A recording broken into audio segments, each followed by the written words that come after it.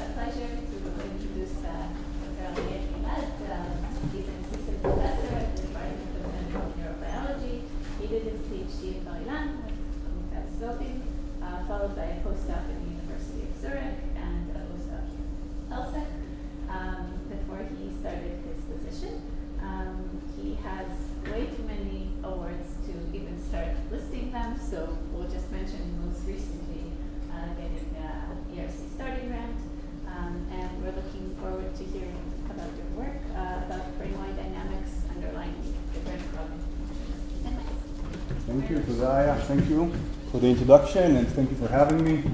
I consider this place my second home in ELSC, and I'm going to talk to you what's happening in the outskirts of Jerusalem, far away in Karen somewhere. So I'm in the Faculty of Medicine in the Medical and Neurobiology Department, and I'm going to talk about brain-wide dynamics underlying different cognitive functions.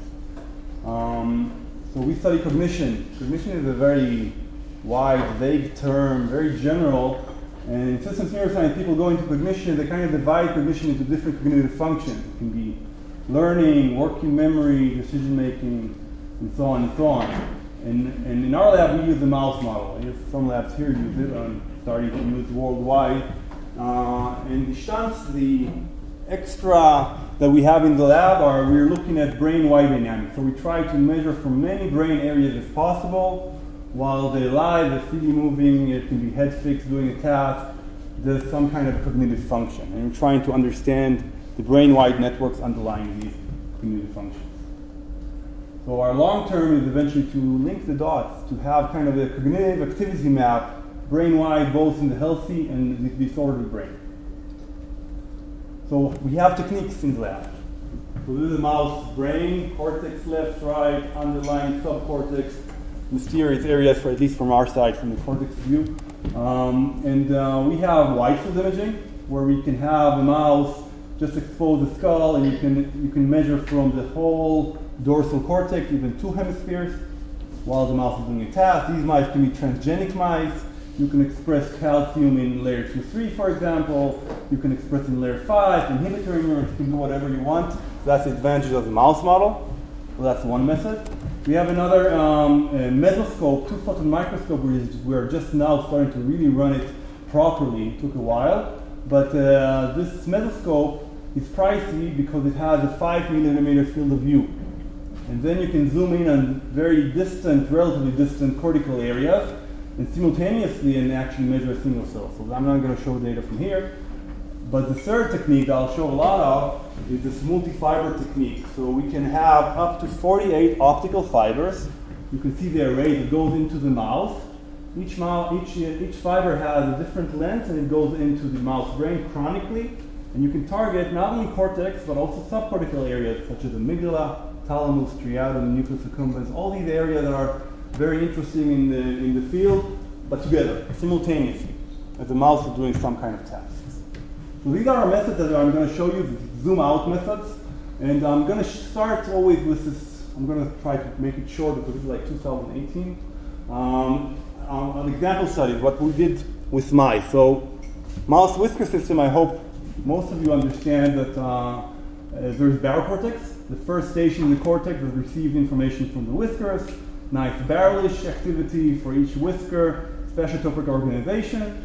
But if you look at the dorsal cortex, there are also secondary somatosensory areas, motor whisker areas.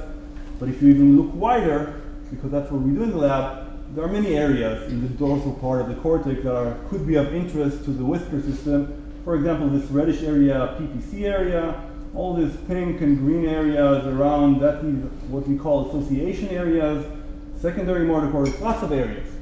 So we use a technique that's called wide field imaging to image all these areas simultaneously as the mouse is doing a task.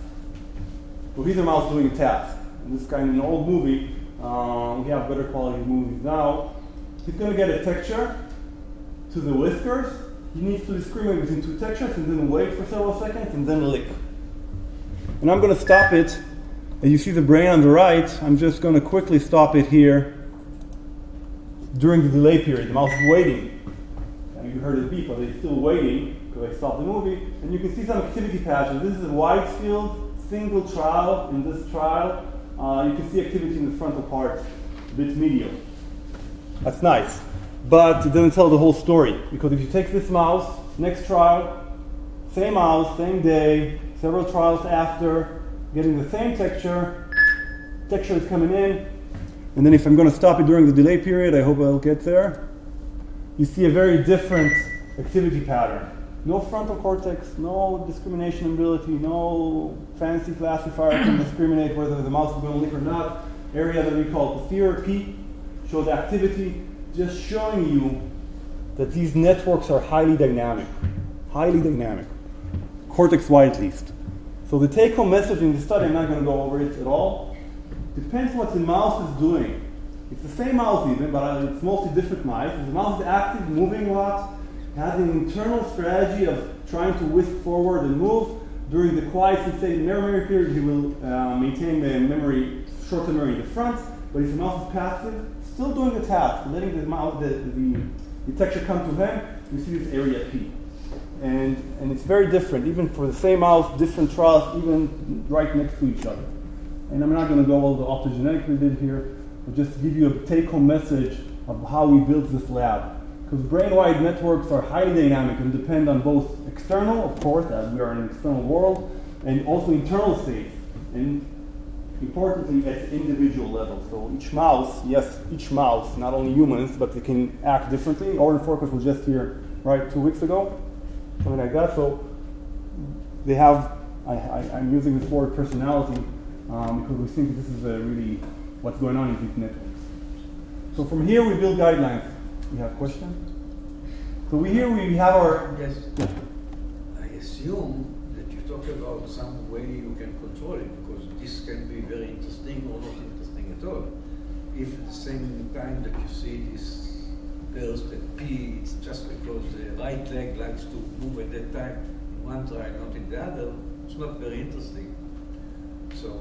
Yeah, we try to control it as much as possible. Parameters, we'll see. But we also try to grasp the variability. So we have lots of mice, and we're trying to really, we'll get to that in maybe the second part of the talk. Yeah, it's all about the parameters that you're able to measure and then link it to this. But also we have causality, optogenetics, and stuff like that to continue on. So our guidelines is first, we want to maximize brain areas as much as possible. We want to look at many cognitive functions. We're not only interested in short-term memory. That's nice, but we want to have as wide possibility, as wide range of cognitive functions as possible. And importantly, we want to look at the individual trials, individual mice, individual groups sometimes of mice. That's very important. And within these kind of 3 guidelines, we build our projects. So that's what we do. And the outline of the talk is I'm going to present these, though no published data. From here, no published, all preliminary. I know, no, unpublished. I don't know if that's good, but that's a fact. Nothing published until now. So I'm going to talk about what processes experience perception, working memory, social interactions, spatial navigation, also in the unhealthy brain a bit. And I apologize in advance, so I put a lot of extra data here, and probably we're not going to get through. So I'm not timed very well. Let's see how we go through this. Let's talk about the what in the where system. It's a landmark, one of the prime theories that there is. The 2 streams hypothesis in the primate, the visual system in humans also. There is this ventral pathway. This encodes the what, the identity of an object in the visual scene. What is this object? And there's a dorsal pathway encoding where. Where is this location in the visual field? It's a more dorsal frontal guiding action. So almost 40 years, more than 40 years studying in this field. And there are some debates, hotly debated still, some criticism, but to make a story short, we try to find the what and where system using the mouse whisper system. And to make it even shorter, mice can locate objects, can discriminate objects very nicely with their whiskers. There is nice anatomical data and also evidence that we showed in M2 and P just now in this paper that I showed you now. We think that the main hypothesis should be, if you look at the whisker system, and this is barocortex here, the where pathway will go maybe to an association area, RL, and then to forward to to M2, that's kind of the dorsal pathway, the where pathway, including object location, and the posterior pathway will start in paracortex, they diverge here in Ariel down to area P. So there is a lot of background literature on this, but that's kind of the baseline hypothesis for what we start now. So to study this in the mouse, and now look at the whole cortex, we train a mouse on two different tasks. Either the mouse needs to discriminate between two different textures, a smooth texture, a rough sandpaper. With his whiskers, he needs to lick for one, not lick for the other one. That's an easy task. We did that a lot, 4 or 5 days. But the same mouse can be trained on a where task, an object location task. So the same texture is coming in. This is a smooth, rough texture. It can be different, but this is a rough texture, but to a different location. He can still sense this location. The difference is like 1.5 millimeters, 3 millimeters sometimes. He still senses both locations, but then he needs to lick for one location and not lick for another location.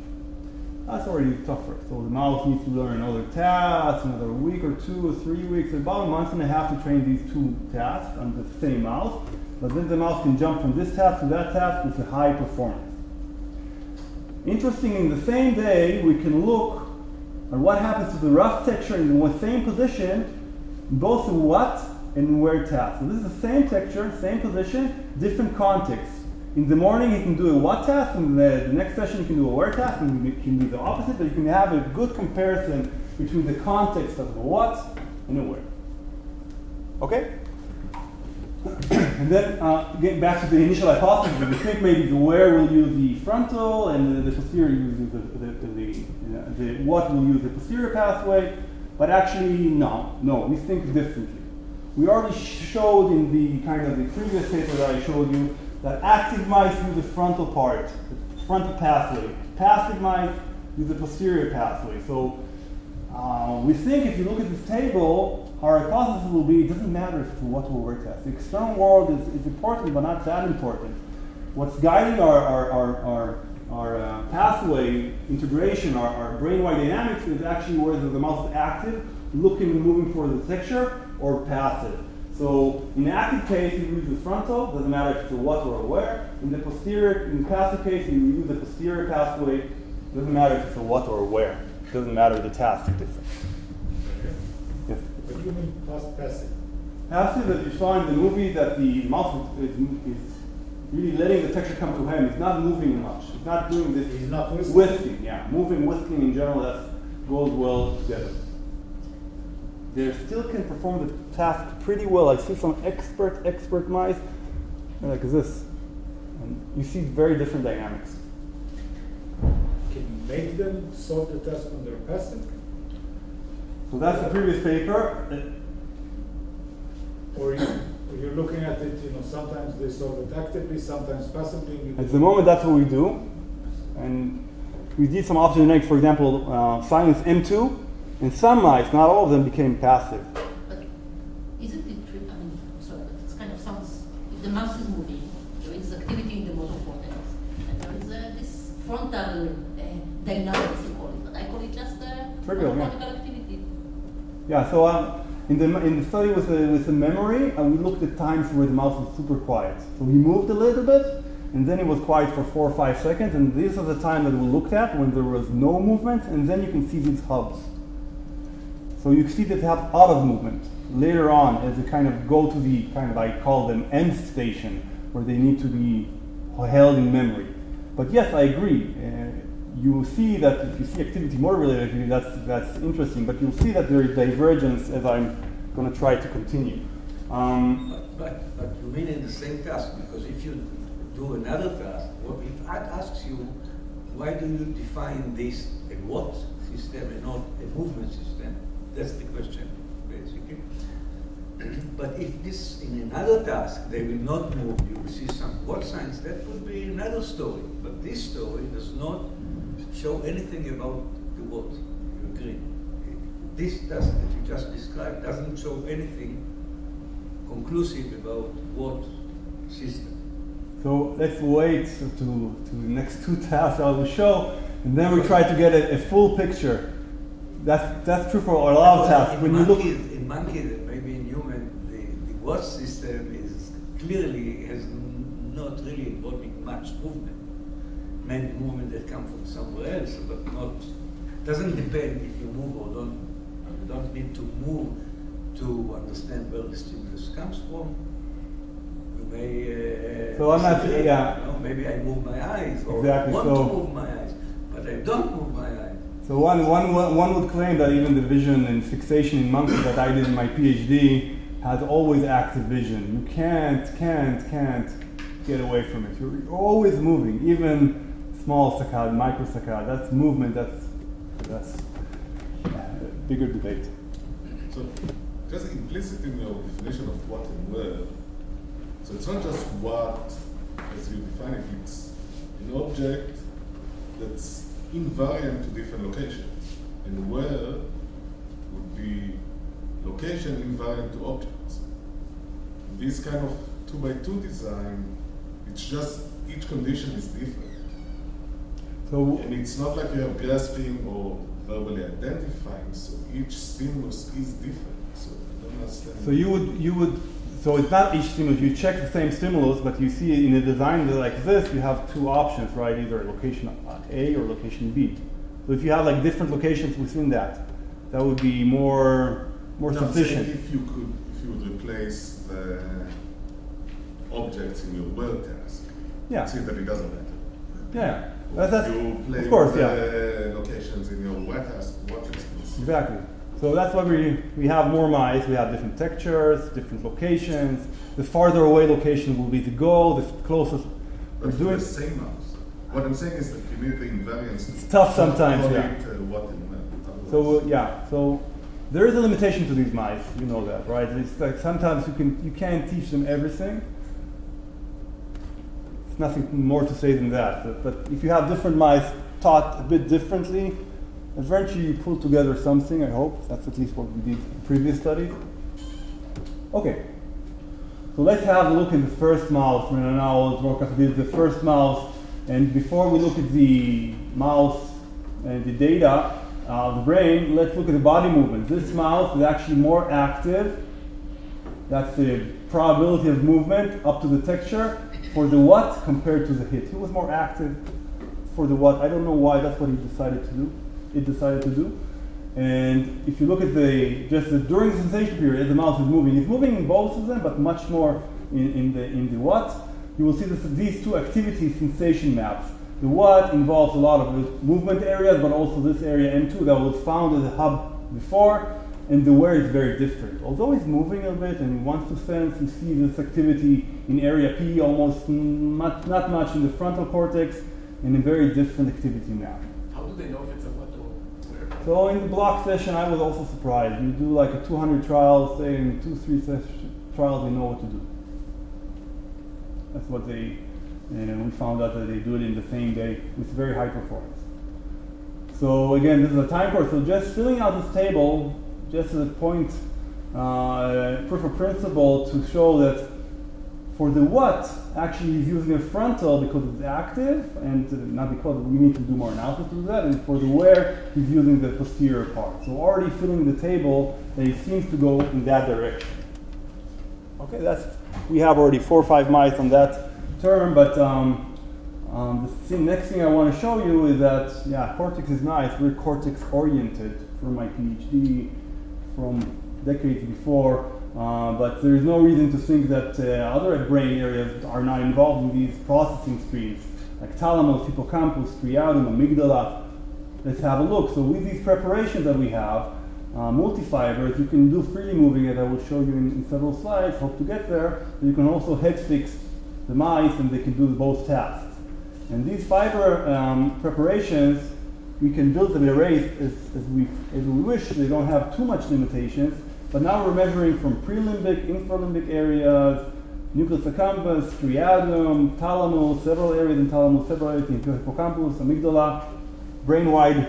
We call this subcortical network. Not only subcortical, but mostly subcortical. And now the mouse is doing this task. A different mouse, and that's the point. Because if you look at the mouse now, again, you compare the same texture, same location, different context, same day, you see this movement pattern. This mouse, I don't know why, and that's an ongoing question, decided to be much more active in the where compared to the what. The blue is higher than the red. And you now look at different activity patterns, but on the same concept. What's what, and what's linked to what. You can see, for example, all these 24 activity in 24 different areas. And you can see, for example, nucleus accumbens, striatum, that makes sense. That's kind of trivial. Goes up with maybe the movement more. I have to say that we need to check that more, but looks to be much more related to the movement. But other areas actually go down. Also, you saw area P, they actually are suppressed more with movement. So it's not only movement causes kind of brain-wide dynamics, it drives the frontal network, not only cortex or motor cortex classically, but also other areas. For example, infralimbic actually behaves differently a bit, still preliminary, but a lot of things are driven by activity or by kind of movement, and other areas are actually suppressed. Okay, what's time 0 here? Time 0 is texture stopping.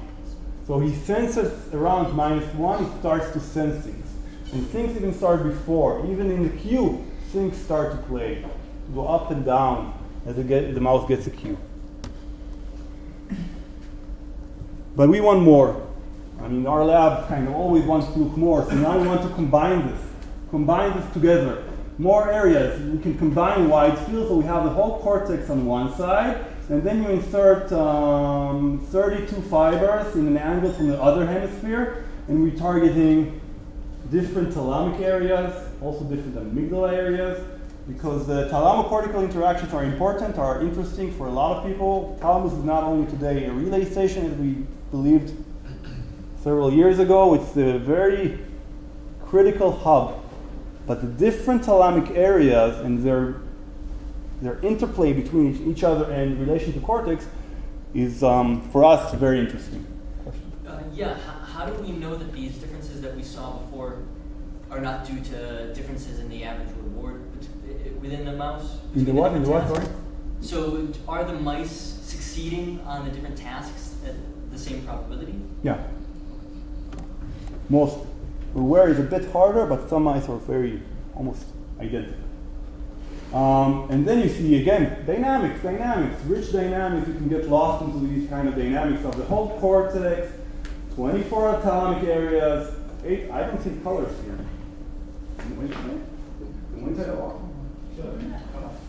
Okay. So lots of things here. And this is computational, this is high dimension. What's going on here? I'm going to try now, this is something that we just are from the oven to give you some kind of analysis to make some sense here. So if you look at the frontal cortex and also frontal thalamus, these go up with kind of, this mouse is active, with this kind of the activeness is active. But if you look at the posterior cortex and this mouse is active, you see area P going down, V1 also going down, but a lot of also thalamic areas going down together. So it seems like there is like a correlation between frontal areas in thalamus and cortex and also posterior areas in thalamus and cortex, and amygdala is kind of somewhere out there, tough. So this kind of gives us insights to go to correlate or to understand what's the brain-wide dynamics here, what's going on there. So let's try to understand a bit. I'm going to go just one step down, maybe 2 steps, into the complex analysis that we can do. Sorry. This is calcium imaging? Yeah. Everything is calcium imaging. This is all the same scale? Why? No, I think the y-axis, is it here? Maybe, I think this is a bit, I don't remember. Do you have a scale here? Do I have a scale here? It's about 1%. And in all these traces, the mouse is stationary. Yeah. Wait, the second part of my So talk is it's not freely like moving. running on a treadmill. No running on a treadmill. That's, we don't, but we have freely moving, we'll see that in the second part. Do you gauge the respiration cycles or No. other physiological cycles? So we try to do pupil a lot, so that's kind of something. We can see respiration a bit, no, maybe not, depending on our movie, but movement. You see that, a lot of whispering, a lot of movement, we really keep tracking that. So in this time series, you have cycles of respiration, and they might look different in different regions, right? Yeah. We can go check that They more. actually can create some motions as well. So motion, that's something that we're dealing with a lot. Not only because respiration is not a lot of movement on the code, but all these movements, especially in head fix, do a lot of movement artifacts. But we're dealing with that. Create the movement of the brain itself. Yeah. Not only respiration, movement in general creates a lot of movement on the brain, and it has an effect.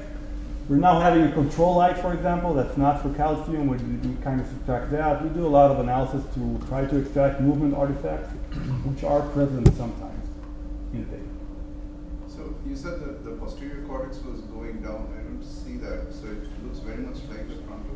Yeah, you don't see that because this is older. Yeah, you need to change a bit the scales here are old. But here, I will show you the next slide. Let's focus on the next slide. It will give you maybe some more insight. So we're trying to correlate now. We try to find some links between thalamus and cortex. So the first thing we do is street pixel maps. Street pixel maps, you take, for example, a frontal fiber. This is area RT, we think. We're not sure yet, but for sure a frontal thalamic area. You correlate the activity during the sensation period with all the pixels in the cortex. So this is like a correlation map of how each pixel is related to RT, frontal thalamus. And you see that frontal areas are correlated with the frontal thalamus. In contrast, if you do that with the MGV, that's kind of an auditory thalamus area, very posterior part of thalamus, you see a very different activity, a correlation pattern, correlated with area P, auditory cortex, but very negatively correlated with the rest of the frontal cortex. So it's not only just so kind of trivial things go up, but either posterior or anterior network that kind of plays a role here. But is there any task-specific changes in the correlation? Because this is based on anatomy, right? No, this is not based on. This is functional. No, I know, but I mean the I don't know the anatomy. The interpretation of this can be that this is just a direct readout of the anatomy. Like if the frontal part of the thalamus is projecting more of the frontal cortex, then you would of course see that, right? So first of all, that's also going to be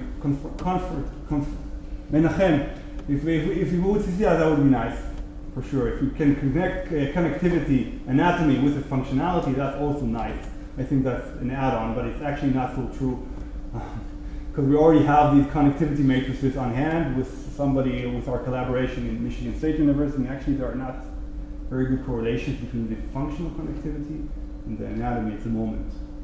So for example, where is that? So you see some, so MGG can project to auditory, but not so much to P, for example. Could go through amygdala, for example. But, okay. That's something that we're on to.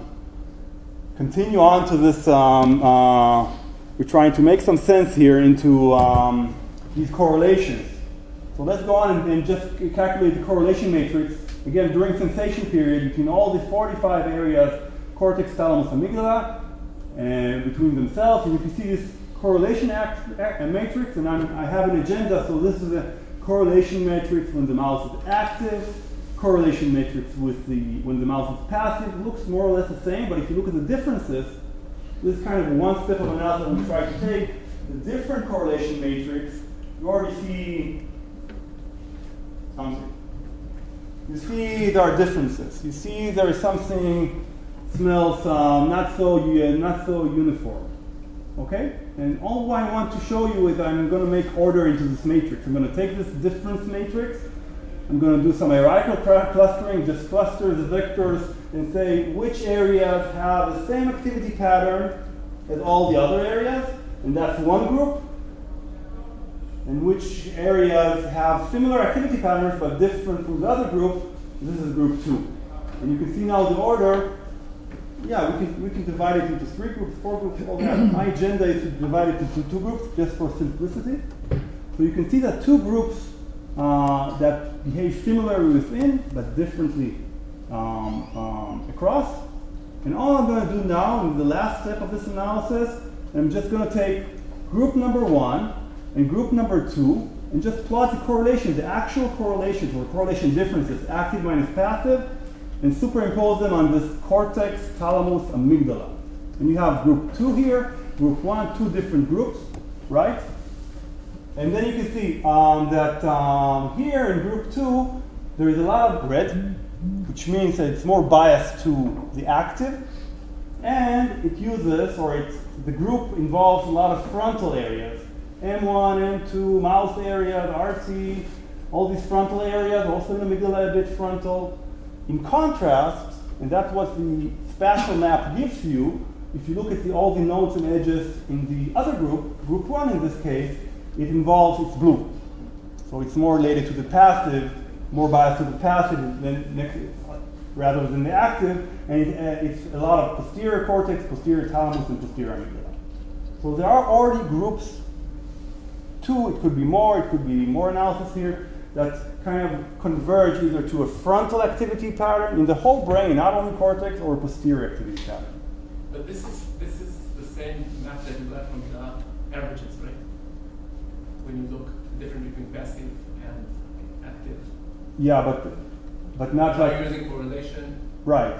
What's the? I'm using the correlation. I can see within these which areas talk to each other, are more similar to each other in this network. So I can start trying to ask some network analysis, which are central areas maybe, which areas talk to. You can do this as this running time window now, see how this develops maybe within these networks. You can ask much more questions than just the map, if I understand correctly. What is the being width that you take in this correlation computation that you do when you calculate it? Is it long time? This is calcium signals. It's calcium. Yeah, so if I remember correctly, I think it's about 1.5 seconds, if I remember. Oh. That good? Relative to what? During sensation time, this is just the first example. I would like to have it as a running window. That's a lot of computations, but yeah. During sensation time for calcium, I think that's okay. But you are presenting lines for all correlation values, or your threshold? What are we seeing? If I remember correctly, sorry, this is a bit threshold. So all the values are here, and I think I'm not presenting all these thin lines. You won't see them also, right? But it's only within the group. Only within that group that I defined as I clustered together. Okay, I'm not showing other correlation. It would be interesting, maybe there is a link between these networks. Maybe some area, 2 areas talk with each other, maybe. But yeah. What would happen if you do it during rest? Before? Oh, good question. I mean, it actually just really echoing things that people doing with fMRI. Yes, exactly. Definitely. Super interesting, and we have a small baseline, but we have also spontaneous activity. We call it spontaneous activity. Just a mouse sitting around and doing that, we can look at it and do that a lot. I would presume it's different. They find that the same network, they find function also appear and disappear in rest. Yeah, exactly. So you have the motifs, cortical motifs, or brain-wide motifs that maybe alternate quickly between these states. And I'm sure it's going to be related to some kind of movement, maybe now aroused, something like that. And you see this network going in, out. Yeah, for sure, good direction. You didn't do it yet. Yeah, we didn't do a lot of things yet. We have the data somewhere. Oh. Yeah, different tasks. Because you see movements, and yeah, we think movements maybe are very much into what's going on here. So we trained mice on a different cognitive task, not what to wear. Let's do perception. Let's do like, this is my anecdote, a PhD student in the lab. Lick left, lick right. Mice do that, they can do that. Yeah, it takes 3 months, but they do that eventually. They lick left to one stimulus, lick right to the other stimulus, and then we present intermediate stimulus somewhere in the middle here. And you can ask the mouse, what do you think this is? Is it more resembling the right or more resembling the left? And the mouse gets a reward any time. It's like catch trials, not with high percentage.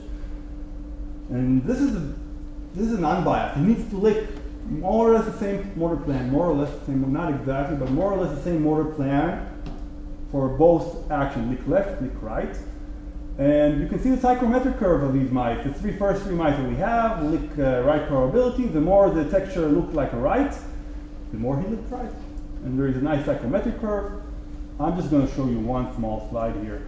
Look at barrel cortex. We're doing wide field. I'm not going to show you anything else. Just to show you that if you look at the intermediate stimulus here in one example mouse, and you look at barrel cortex activity, and this is 50% of the trials he licked right, 50% of the trials he licked left, and you have to believe me that in gross and total, the movements are more or less the same. There we can always find subtle differences maybe. Of course, the tongue goes here and there.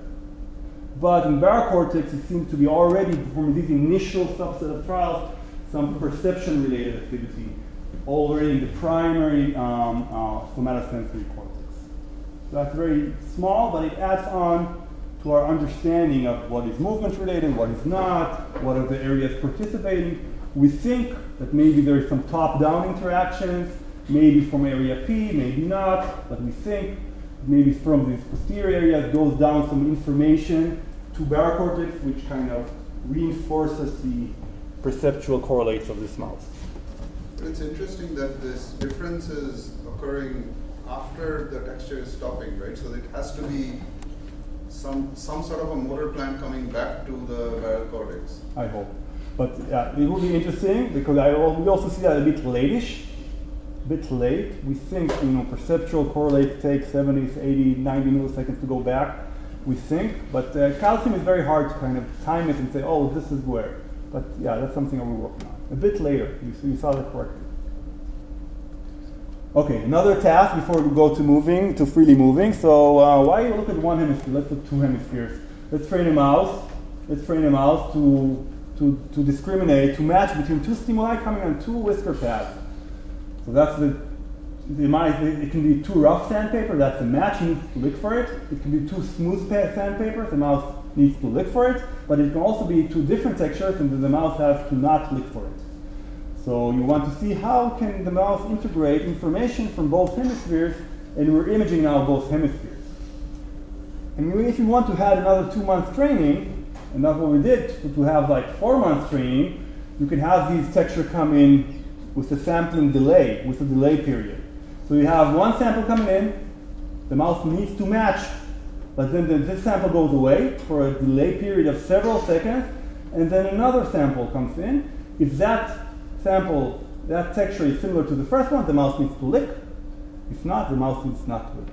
So the mouse has to integrate, sense the first texture, integrate it, understand what it is, store it in working memory, project it to the other hemisphere somehow, store it in working memory, and then wait for the other texture to come in and then compare it, match it or non-match it, and then lick or not. Okay, that's about 4 months of training for this task. A lot of it done. An MD PhD student already has 6 mice of these. And I'm just going to show you very simple, because of the time, simple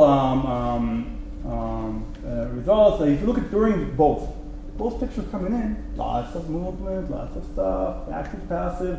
But you see barocortex takes control in the match compared to the non-match. It's also involving a lot of movement, so we need to, it's messy. It's always, you need to understand what's going on in the match, in the non-match.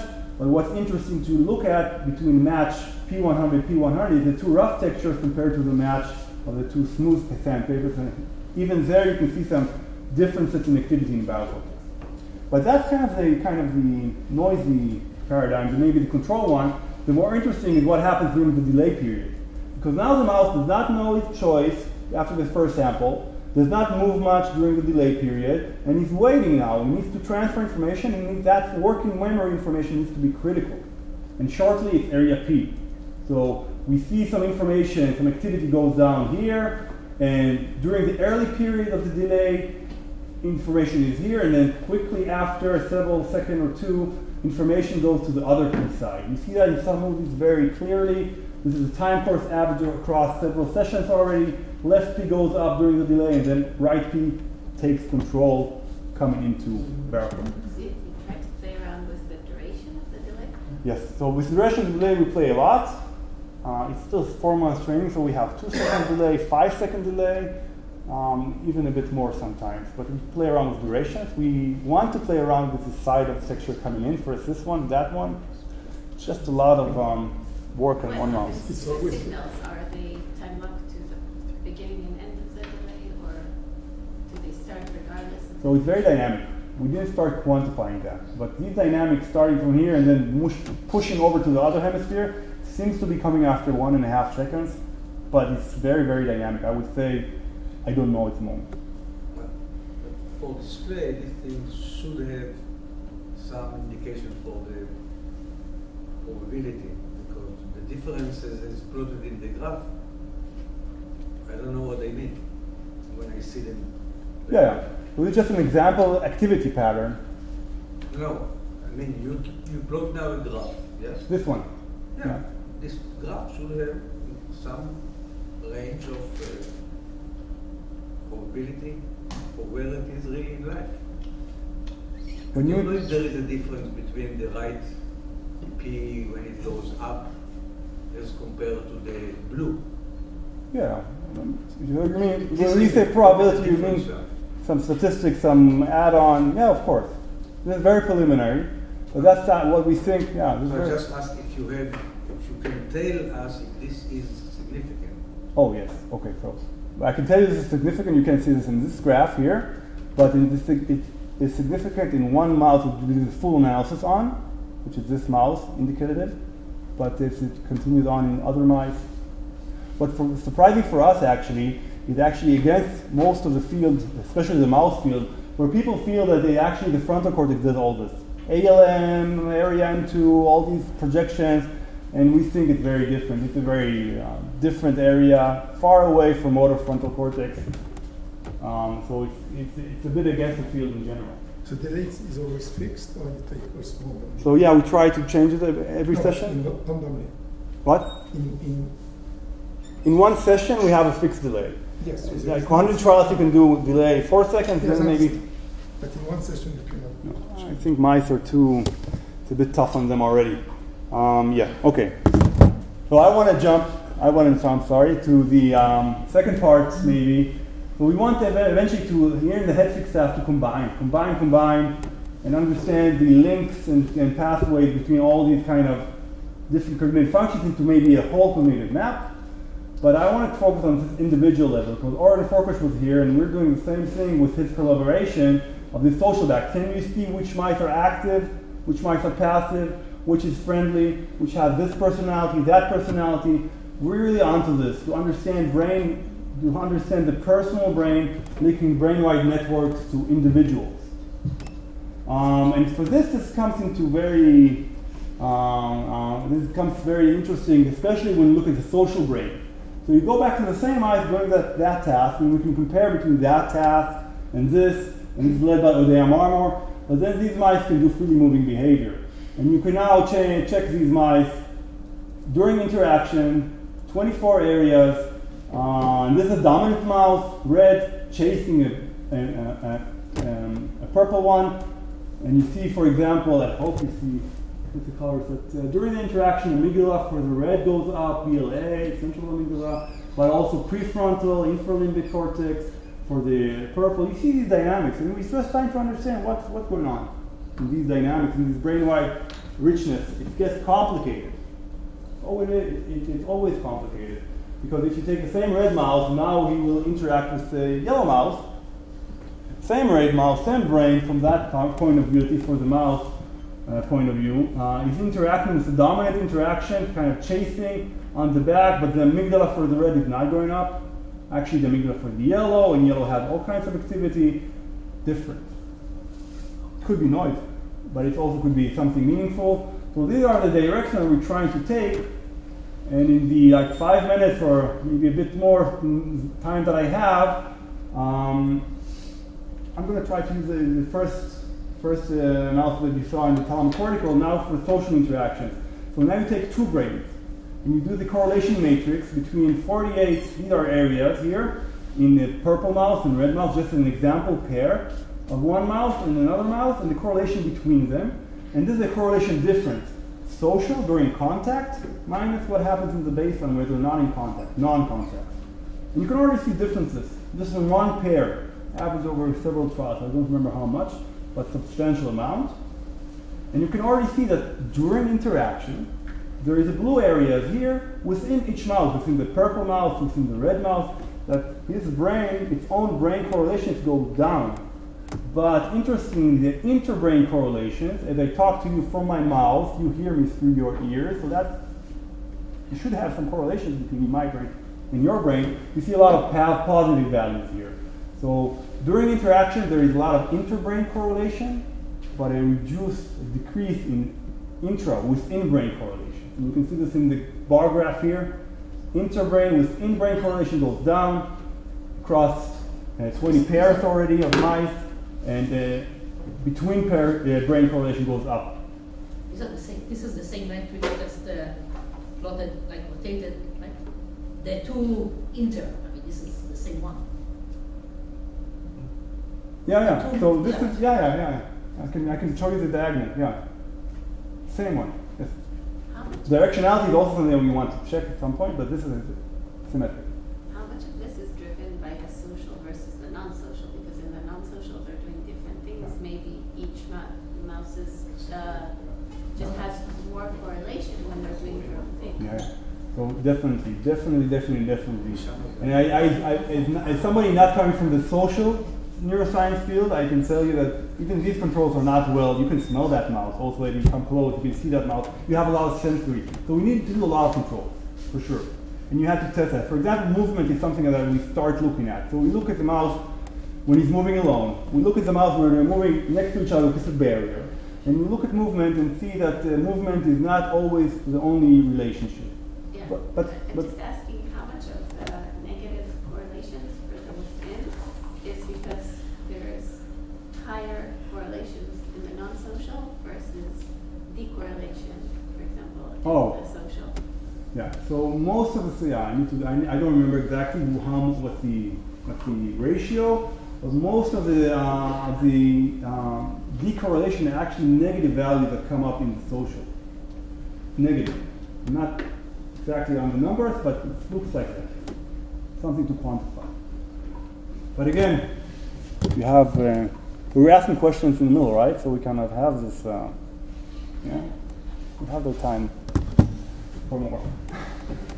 So let's look at the let's take 20 mice already interacting, and let's just look at the between correlation map between like one mouse and the other mouse, and you can see average and cross 20 mice. The colors are not good, but you see something. I see something.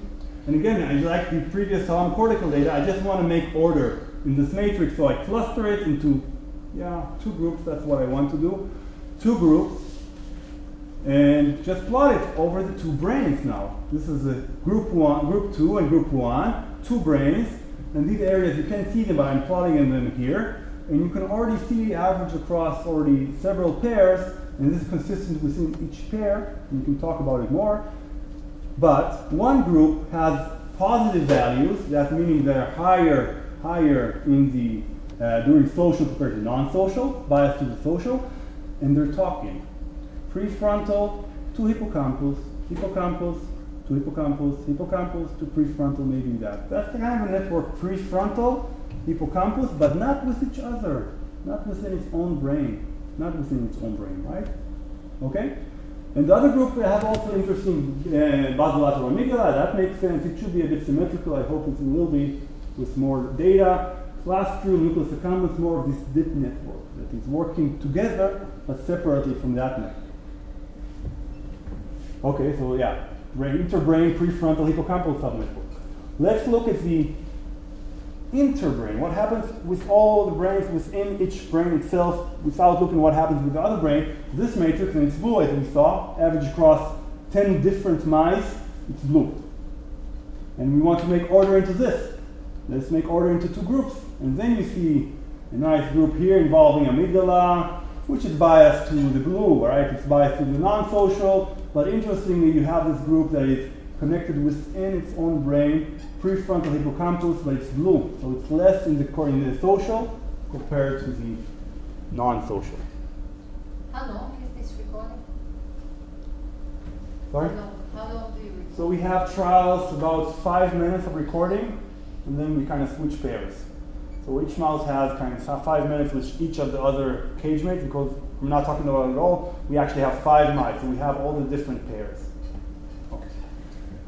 And you see this. So if you just, in terms of visuality, you just take the subgroup 1 in interbrain and the subgroup 1 or 2, I don't remember which group it is, it doesn't matter, between the within brain, you paste it together, you see this kind of nice contrast, right? Because interbrain synchrony is high between prefrontal and thalamic cortex, and within brain it's low. And the question is just starting to begin to answer several questions about social information. Do these networks encode social rank, interaction type, individual traits? Are they really important? We can do optogenetics, for example, study these areas together or separately, see how this affects the social network or the social interactions themselves. And the last slide, because I won't go over the last project, we're starting to go into the disordered brain. So these mice that you see here in the social box, these are Shank3 mice. This through a collaboration of some grants, especially with Dr. Haitham Amal. He's providing us with these Shank3 mice. They're models for autism. They have reduced sociability, more stress. We think they can be related to autism because this gene is very nice. These are autistic mice. You can see them, right? Or not. They're barely moving sometimes. They're not moving a lot. They do have some interactions. And they have a hierarchy. They have a spectrum. Each individual mouse has a different rank or score in its ASD test, and he also behaves differently. Within these 4 autistic mice that we're starting to measure now, we already see differences. One is very much autistic. I'm doing this because it's an autistic model, and one is less autistic, very much friendly. One is more aggressive than you would think a normal mice would be. And we're asking now, collecting the data in the lab, this question about how does this matrix look like, or other parameters, and do they have deficits in this kind of subnetworks that we see. So this is an ongoing project now, and okay.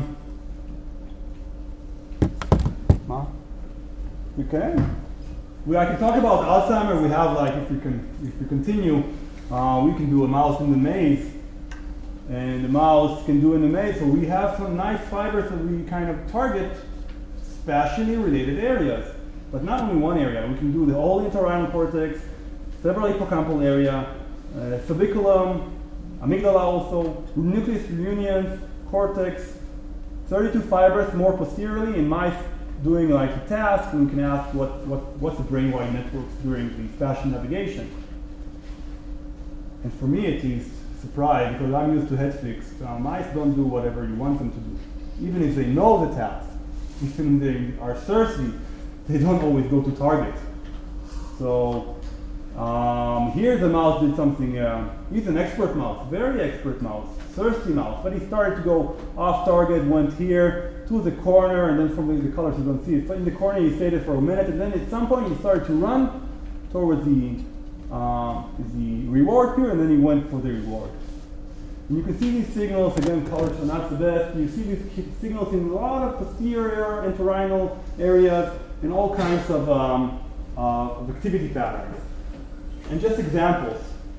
Look at dentate gyrus act or be active mostly in the reward, but also starting here. This is single trial. I'm just showing very preliminary single trial activities in just 5 minutes, or even less, I think. Dentate gyrus active here. Nucleus reunions, very different. Just maybe sporadic activity, maybe crucial areas. Basolateral amygdala showing some more ramping activity. It's hard to see it in these multidimensional stuff activity, but if you kind of go into the network, maybe it makes sense. I just want to show you that there is power also to look in single trials and addressing what the mouse is doing within that session, within that trial, within that specific mouse. Yeah, it's a lot of variability, but I guess at some point it's worthwhile getting into it. And I think we have relatively okay signals in terms of dynamics and spatial resolution to get into these questions. So I'm not going to show this network. Well, we are going to Alzheimer's now because we have the money for it. So we are currently, to summarize, we're currently outlining brain-wide networks involved in dynamics. Kind of this zoom out. We saw that many different cognitive functions. We saw many different brain areas. We want to look at the individual level. We are looking at healthy and disordered brains. Lots of pieces of the puzzle, lots of areas, lots of functions. How can we merge it together into one? I hope we will at some point. But in the next step, we want to zoom in. We want to decide, these areas are important, these are not. Maybe use some dissection methods like pattern object genetics, projection labeling, two-photon microscopy to really zoom in and dissect the critical nodes within that network. And that's kind of the next stage. Well, that's it. Thank you for your attention first. I want to thank lab members and collaborators and, of course, funding. Yeah, this is the Incarim campus from the best angle possible. So it's nice. I know some bad angles. Yeah, thank you for your attention.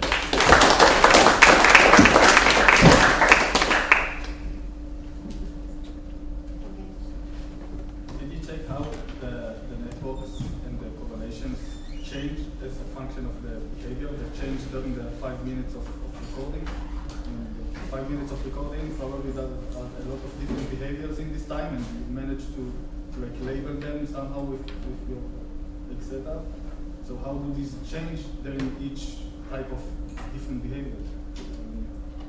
Yeah, good question. No, we didn't go into that. We're going to this. We're recruiting students. We have one position left in October. Whoever wants to start analyzing this, we have data just sitting around. We have lots of data and lots of questions.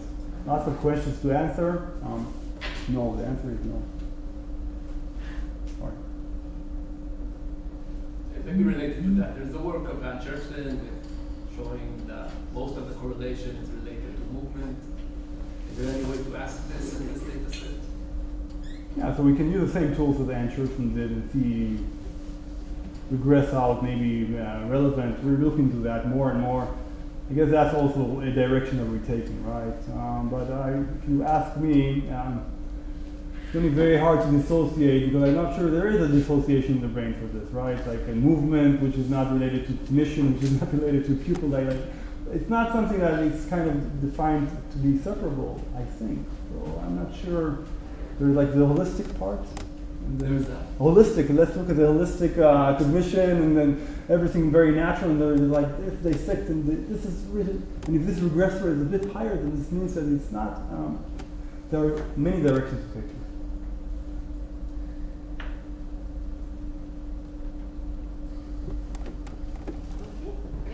Okay, great. Thank you.